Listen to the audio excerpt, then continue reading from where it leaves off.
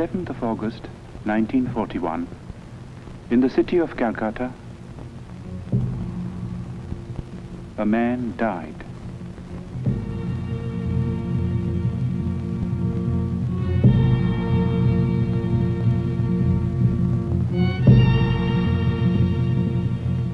His mortal remains perished, but he left behind him a heritage which no fire could consume. It is a heritage of words and music and poetry, of ideas and of ideals, and it has the power to move us, to inspire us, today and in the days to come. We, who owe him so much, salute his memory.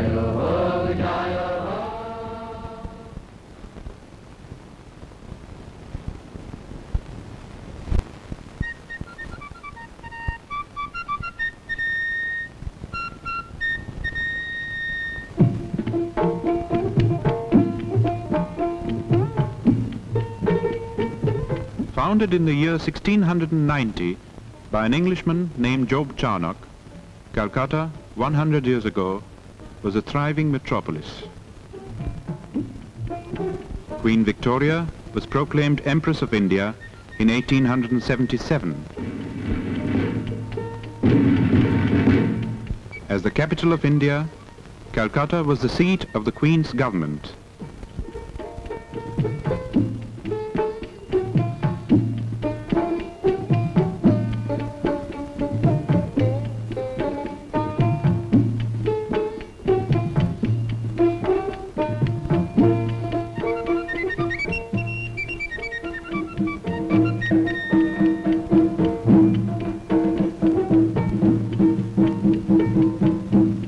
In the northern part of the sprawling city, in the area known as Jorashako in Chitpur, was the family residence of the Tagores. The Tagores had an impressive lineage. It dated back to the first group of learned Brahmins that came from Kannauj and settled in Bengal in the 8th century. 1,000 years later, Panchanan, a descendant, came to the new city of Calcutta and found a lucrative position with a British shipping company. His grandson Nilmoni added to the family fortune and built the house at Jorashako.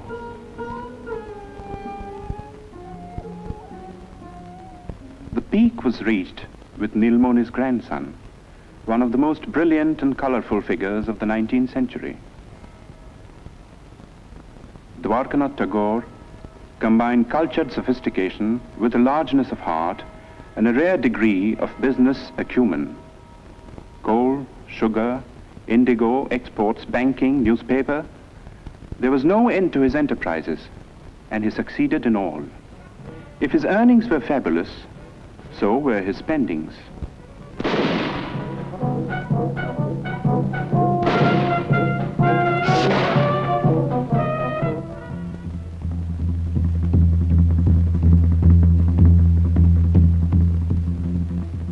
Although a Hindu and a Vaishnava, Dwarkanath defied the ban of Brahmin orthodoxy and twice went to England.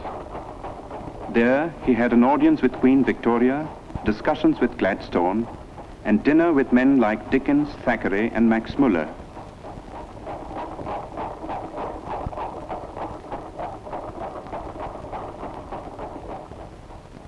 Shortly before his death in England, Dwarkanath had written to his eldest son in Calcutta, reproving him for neglecting the family's business affairs. For some years past, young Rabindranath had been developing tendencies which might well have distressed his father. It began in a burning cart. The last rites were being administered to Rabindranath's grandmother. Not far away, on the riverbank, sat Rabindranath. Like many a rich man's son, he had been leading a wayward life. But tonight, he was overcome by a strange feeling.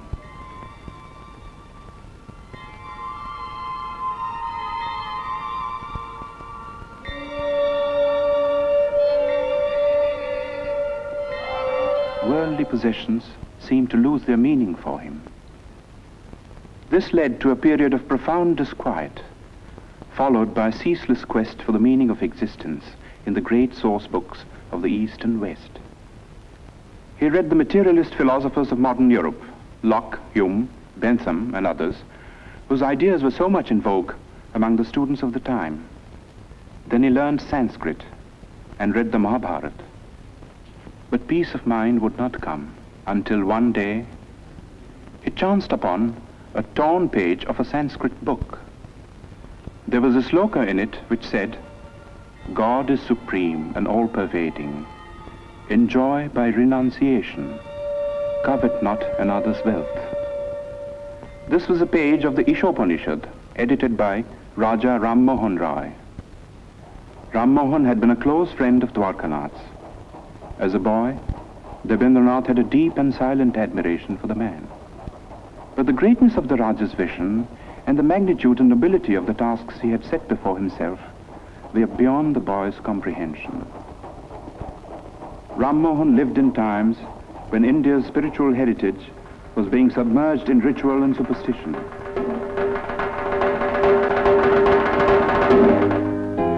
While in the West, a whole new concept of humanity was emerging. Ram Mohan advocated Western education for Indians because he wanted the new ideas of the West to spread in the country. He also wanted that we should respect what was old and true in our own heritage. In the Upanishads, for instance, which revealed to him the monotheistic basis of Hinduism. Ram Mohan's work was left unfinished by his death in England. But Rabindranath, inspired by the 2 lines of Sanskrit text, went on to prove himself to be the Raja's true spiritual son and heir. Rabindranath suffered social ostracism for preaching the monotheistic faith that he called Brahmoism. But to his followers, and there were many, he was Maharshi, the great sage. When Rabindranath was born, the Maharshi was 45 years old. His wife Sharada Muni was 33. Rabindranath was the 14th child.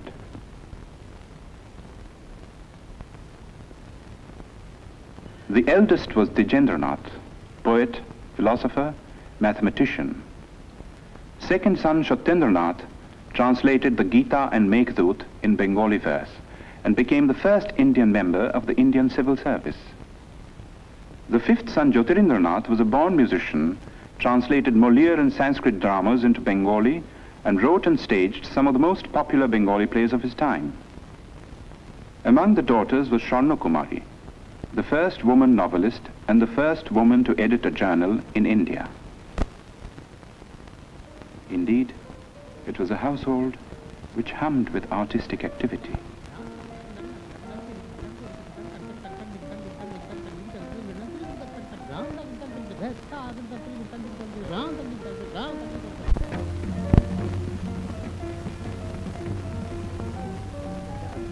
Oh, earth, what else?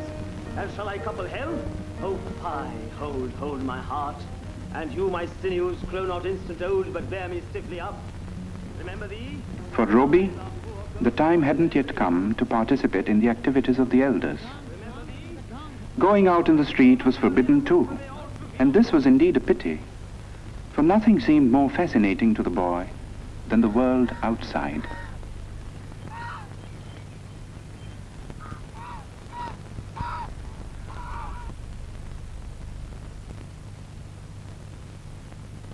At the age of 7, Roby was sent to school. See a box. তুমি কি একটি বাক্স দেখিতে পাইতেছ? Yes, I can see a box. হ্যাঁ, আমি একটি বাক্স দেখিতে পাইতেছি।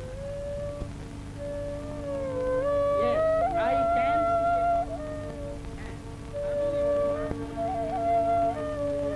Robbie went to 4 schools and hated them all. But to say that he lacked education would be wrong. For his third brother Rabindranath saw to his studies at home, and it was all done by the clock.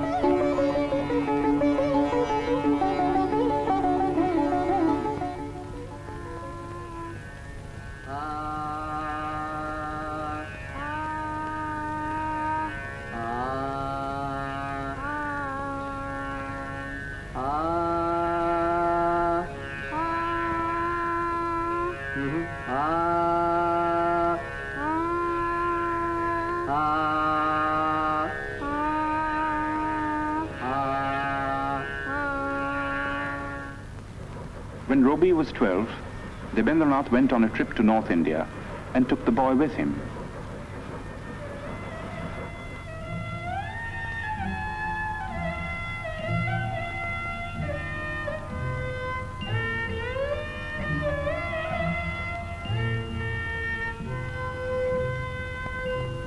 The last stop on a long tour was the rest house on Bakrota, the highest hill in the hill station of Dalhousie in the Punjab.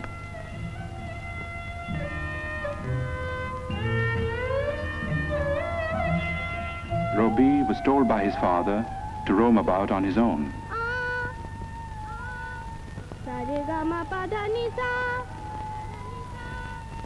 He was also taught to rise before the sun.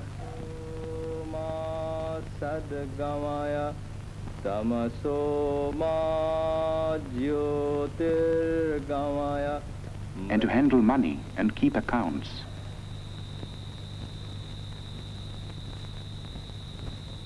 The days often ended with a boy singing devotional songs to his father.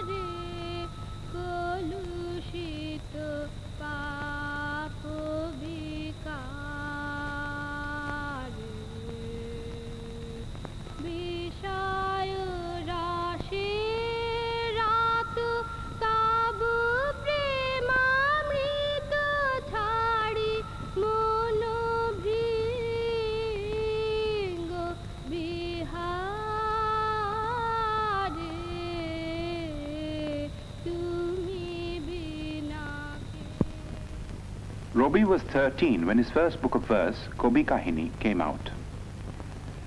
When Robbie was 16, Rabindranath brought out a literary magazine called Bharati, and Robbie found an admirable platform for his literary activities.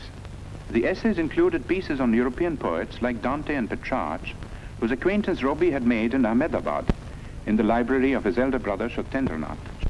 Shotendranath's wife Ganadanandini, who was staying in England with her 2 children, was a remarkable woman who had been persuaded by her husband to come out of orthodox seclusion. Robbie set out for England in the summer of 1878 and joined Ganadanandini in Brighton. If the plan was to provide the boy with a proper education, it came to naught, for Robbie returned without completing his course of studies at the London University.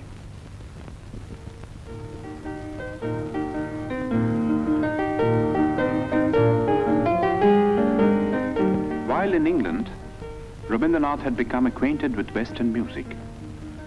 Some of the tunes he had learned found their way into his enchanting opera, Balmiki Pratibha.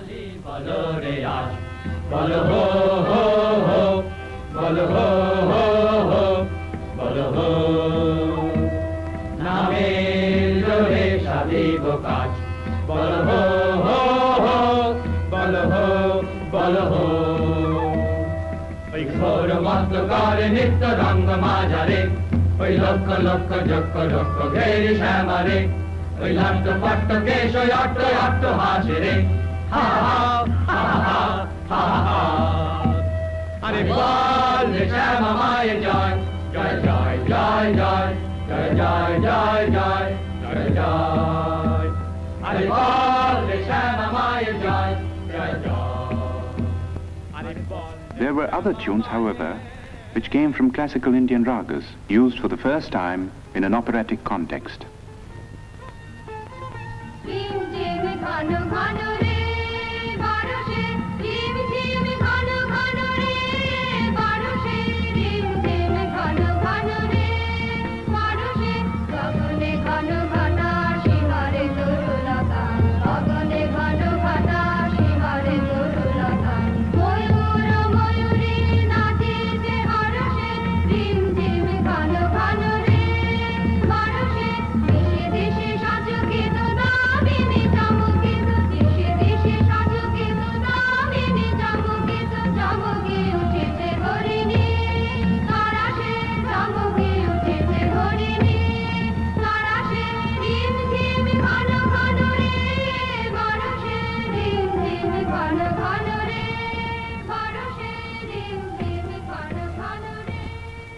Balmiki Pratibha was staged in the Tagore residence with Rabindranath in the role of the bandit-turned-poet.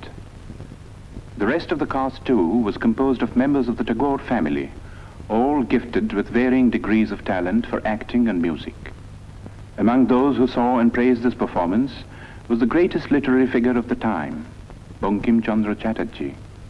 A year later, when Rabindranath's Shanda Shangeet was published, Bankim Chandra personally congratulated the poet and acknowledged his preeminence among the rising writers of the day. Of all the members of Robi's family, two were closest to his mind and heart. They were Jyotirindranath and his wife. Kadambari Devi was 2 years older than Robi. She was his best friend and severest critic. Robi lived with these two for a time in a house in Sadar Street in South Calcutta. One morning, a strange experience befell the poet.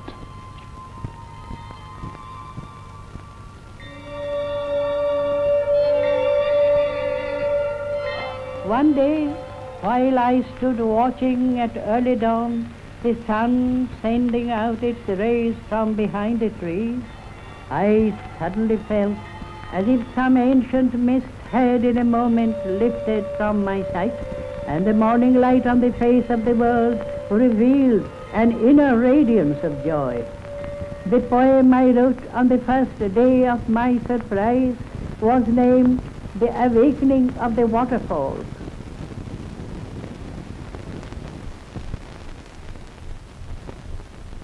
At the age of 22, Rabindranath married Bhavatarini Devi. The old-fashioned name was later changed to Mrinalini. 2 months before the wedding, Rabindranath had received a letter from his father in which he was asked to prepare himself to look after the family estates.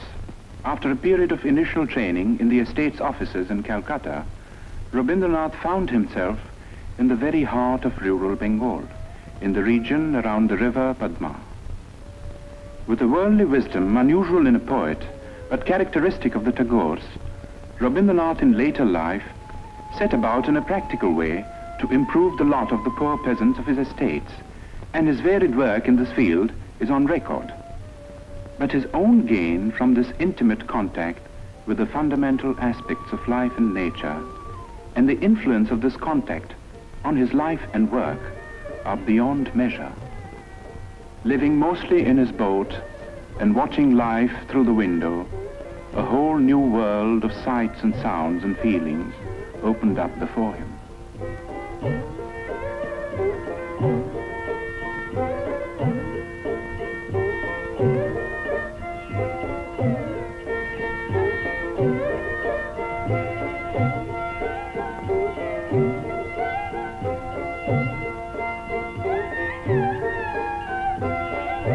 It was a world in which the moods of people and the moods of nature were inextricably interwoven. The people found room in a succession of great short stories, and nature in an outpouring of exquisite songs and poems.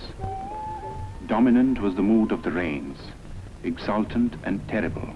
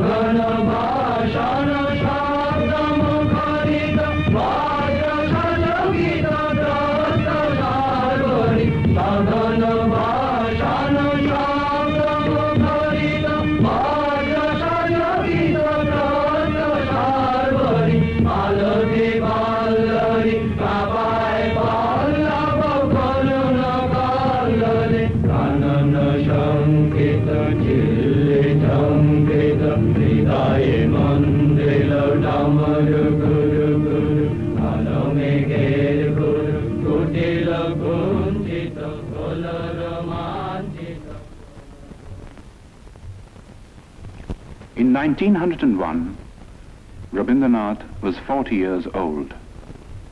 His already enormous output of poems and plays had been gathered in one big volume. It comprised 21 books and included Shonarturi, his first masterpiece. The same year, 1901, marked an event of a somewhat different nature. In Bolpur, in the district of Birbhum in West Bengal, Rabindranath had acquired some property in 1862, 1 year after Rabindranath was born.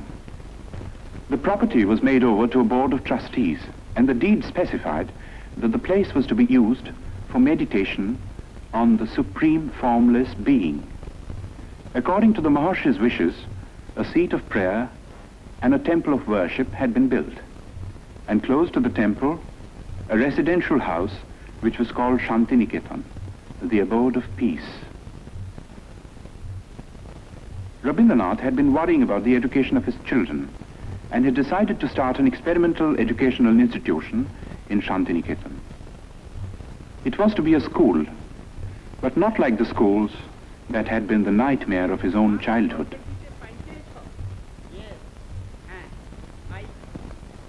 It was to be like the forest hermitages of classical India.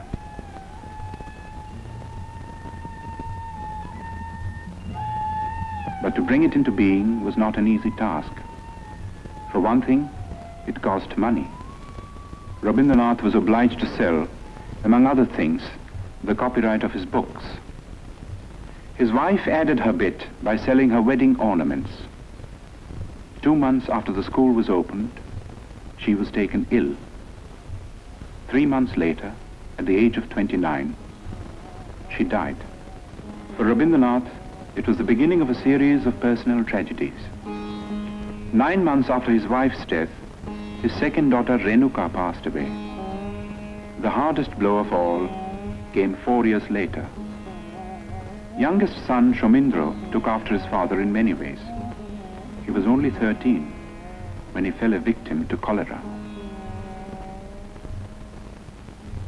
It was in the midst of these bereavements that Rabindranath participated in one of the greatest political upheavals in the history of India. In December 1903 was published the decision of India's Governor-General Lord Curzon to split up Bengal into 2 provinces. The idea was to create a separate province with the Muslim majority which would induce a rift between the two main religious groups and avert the possible growth of a united front against the government. But in proposing the partition, Curzon merely fanned the flame of patriotism that had been smouldering in the minds of certain visionaries all through the period of the Renaissance in Bengal. These men now came to the fore and led the millions to rise in protest.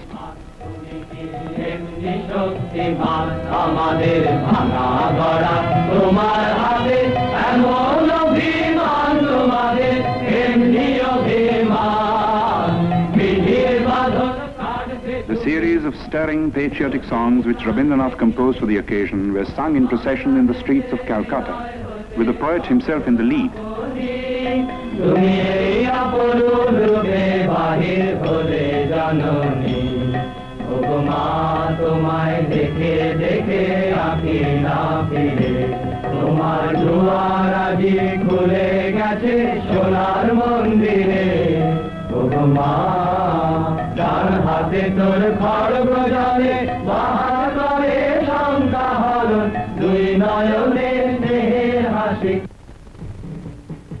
On October 16, 1905, the partition became an accomplished fact.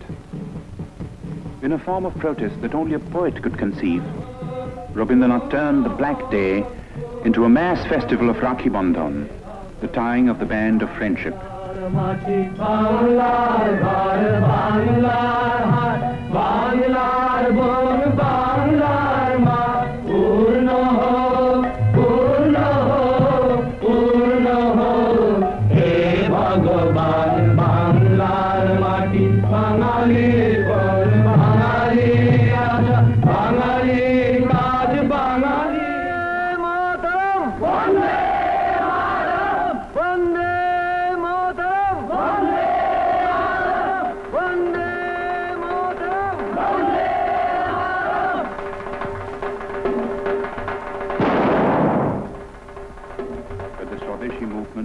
Fated to grow and assume a character which was not possible to foresee in its early stages.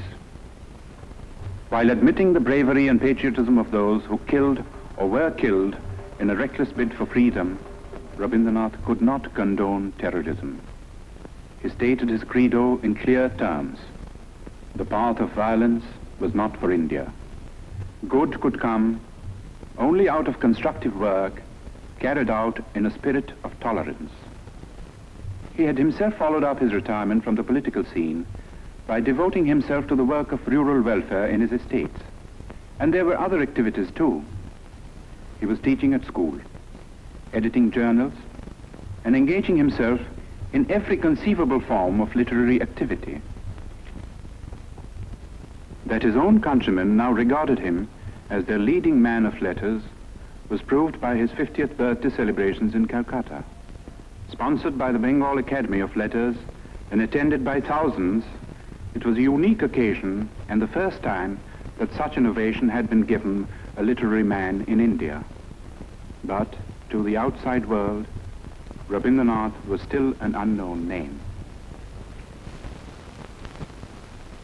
The object of Rabindranath's visit to England in 1912 was to study the educational methods of the West and also to acquaint the West with his own work at Shantiniketan. He happened to carry with him on this occasion a notebook containing his own English translations of some of his songs, mainly from Gitanjali. He showed these translations to the English painter William Rothenstein, who had met him on an earlier visit to India. Rothenstein was so impressed that he sent a copy of the translation to the well-known Irish poet Yeats. In introducing the poems to a gathering of English writers and intellectuals, Yeats said, "I know of no man in my time who has done anything in the English language to equal these lyrics. Even as I read them in this literal prose translations, they are exquisite in style and thought." Gitanjali was published in England in the same year. There has rarely been another instance of a poet gaining world fame in like manner. The Nobel Prize came in 1913 and the knighthood in 1915, while war was raging in Europe.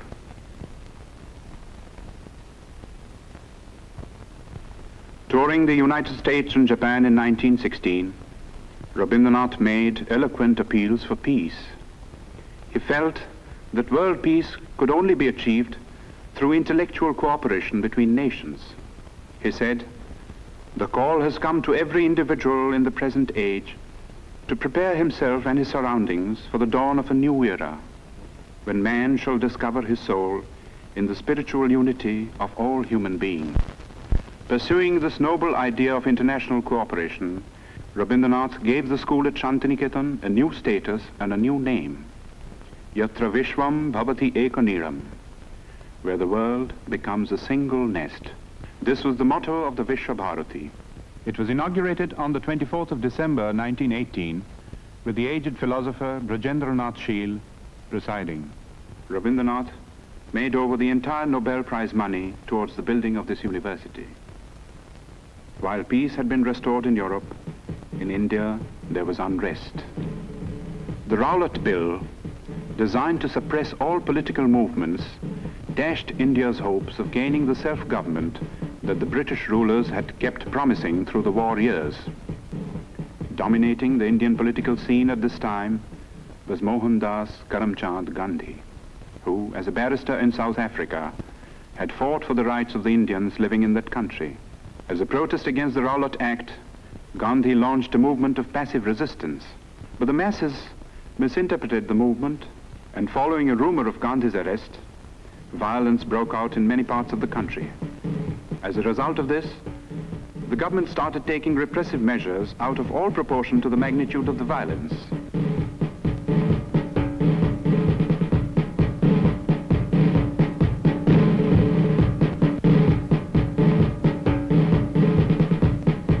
In the Punjab, martial law was declared.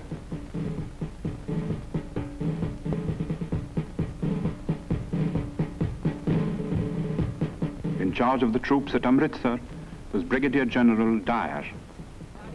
On the first day of the month of Vaishak, a crowd gathered in Jallianwala Bagh, as it had done every other year. It was a peaceful crowd, but Dyer was taking no chances.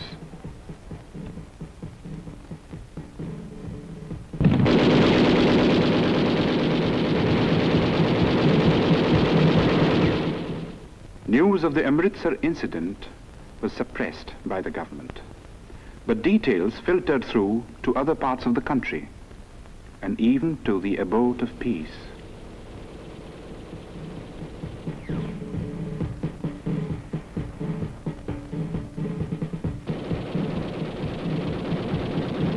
Rabindranath rushed to Calcutta. But the Defence of India Act was still in force, and no leaders would support him in a plea for a meeting of protest.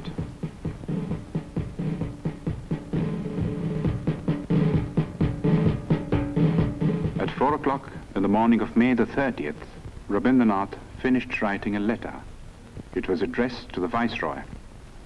Condemning the government for the killing in the Punjab, Rabindranath ended by saying, "And I, for my part, wish to stand shorn of all special distinctions by the side of my countrymen, who, for their so-called insignificance, are liable to suffer degradation not fit for human beings. And these are the reasons which have painfully compelled me to ask Your Excellency to relieve me of my title of knighthood."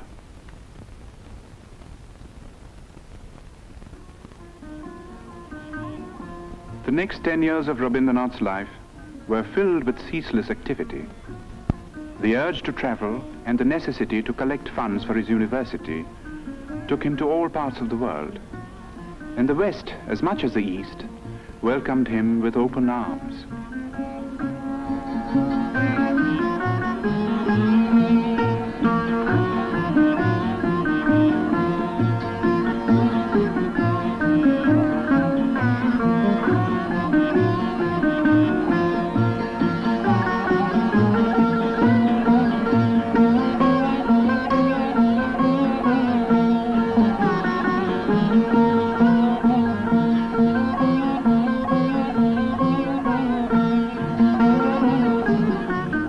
Wherever he went, he spread the message of peace and stressed the importance of intellectual cooperation between nations. He said, "We ought to know that isolation of life and culture is not a thing of which any nation can be proud. In the human world, giving is exchanging. It is not one-sided." He also said, "I do not put my faith in any new institutions, but in the individuals all over the world who think clearly, feel nobly, and act rightly. They are the channels of moral truth." His great humanist ideas found an echo in the best minds of Europe, and some of them became his close friends.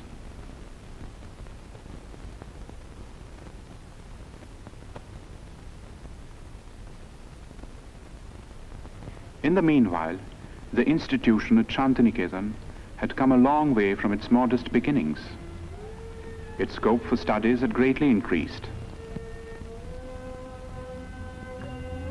There was Kalabhavan for the study of painting,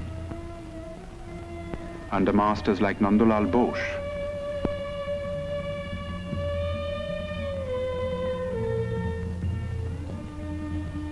Who was himself a pupil of Rabindranath, the poet's nephew. The Sangeet Bhavan, which neglected no branch of Indian music, had also grown under Dinendranath, another nephew of the poet. Special provisions were made for conducting Oriental studies, and scholars came from all over the world, stayed to lecture, for research, to exchange ideas. Such men were Levy, Winternitz, Lesny, Stenkonov. And there were some Europeans who did even more than that. Charles Freer Andrews, a missionary who was present at Yeats' reading of Gitanjali, and William Winstanley Pearson, who also met the poet in England, came to the ashram in its early days and stayed on until their death, working with a selfless devotion to the poet and his cause that few Indians could equal. Leonard Elmhurst was another Englishman whom Tagore had met in America.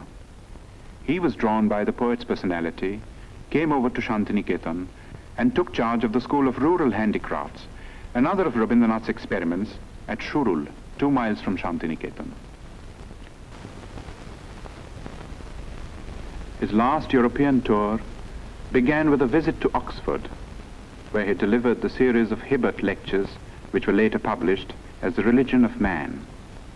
It was also on this last trip that Rabindranath went to Soviet Russia for the first time.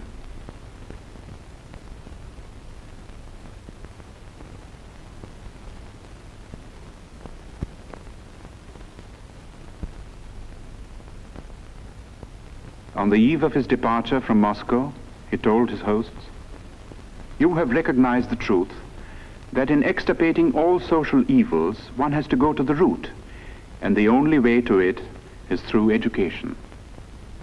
In Russia, as well as in other countries that he visited on this tour, Rabindranath held exhibitions of his paintings. At the age of 70, Rabindranath had found a new outlet for his creative urge. It was astonishing the way it started.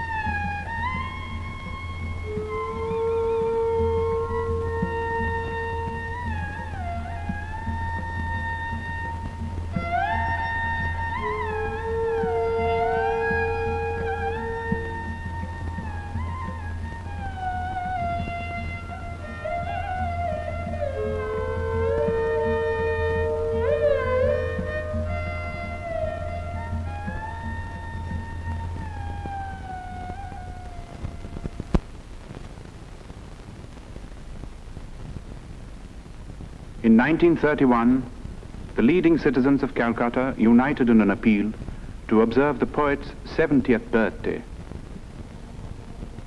It was celebrated in a manner that was truly worthy of the occasion.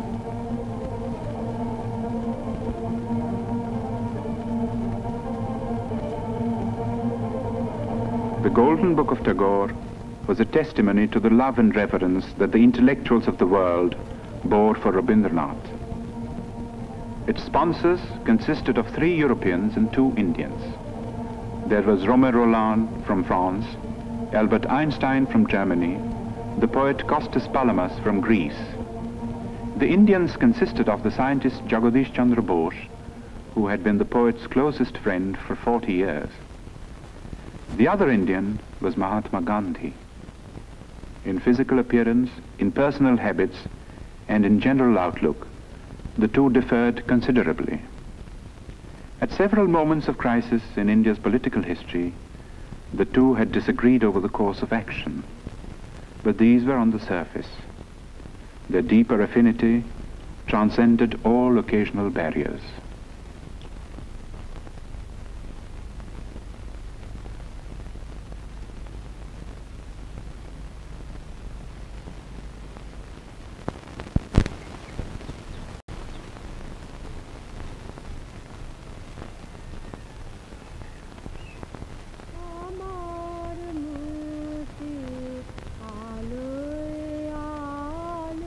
The last years of the poet's life were spent largely in his beloved Shantiniketan.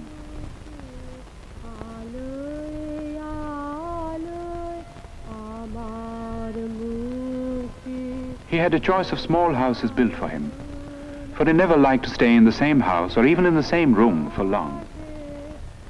It was, in a way, symbolic of the refusal to get into a rut which marked his whole life. In his writings, he was now producing some of his most striking, original and mature works, and these included textbooks and nonsense rhymes for children, not an unusual occupation for someone who had loved and understood children so well and done so much to mold them for a better future.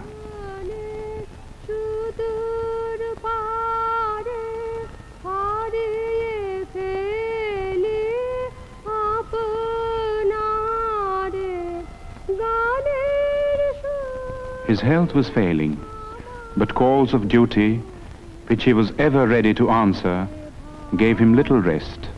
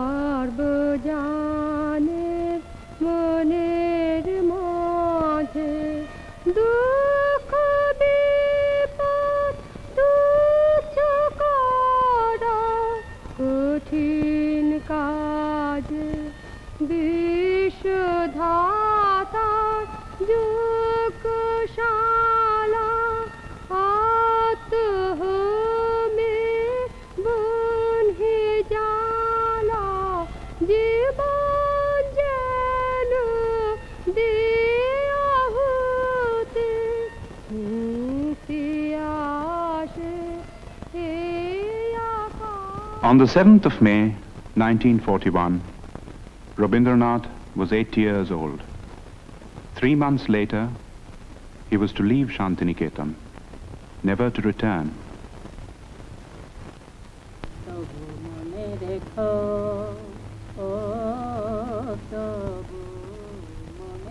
He would be taken to his ancestral house in Calcutta, fatally ill. In this house, once upon a time, a boy roamed the corridors.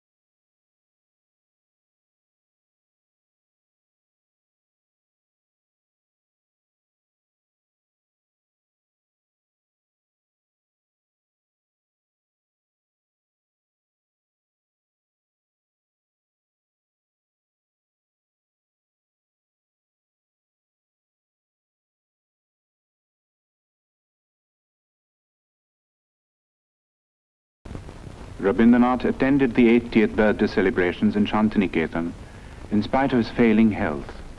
Today, for the occasion, he had composed a message, his last message to the world. It was called The Crisis in Civilization. It concerned itself with the state of the so-called modern civilization, a civilization that was being shaken to its very roots by barbaric wars of aggression.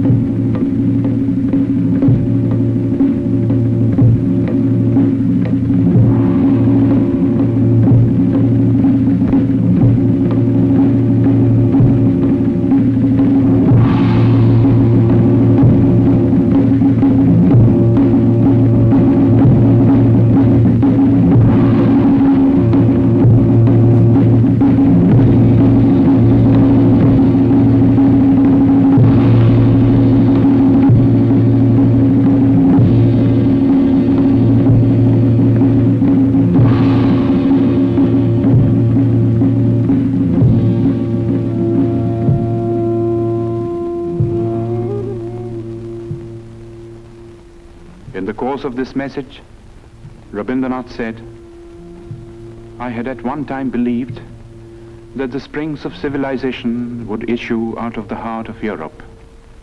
But today, when I'm about to leave the world, that faith has deserted me. I look around and see the crumbling ruins of a proud civilization strewn like a vast heap of futility.